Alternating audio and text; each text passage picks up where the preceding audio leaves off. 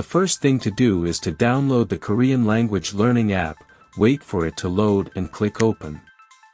And you will have on your screen several options to start your study register and then for example.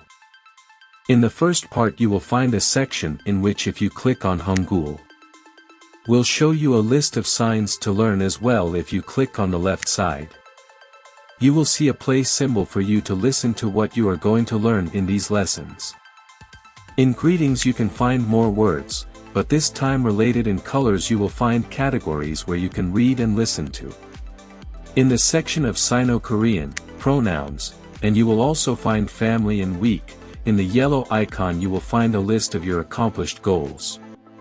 You can now check your progress and so on.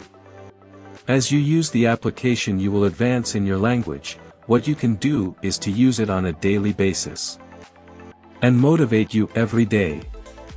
Practice the words you are learning.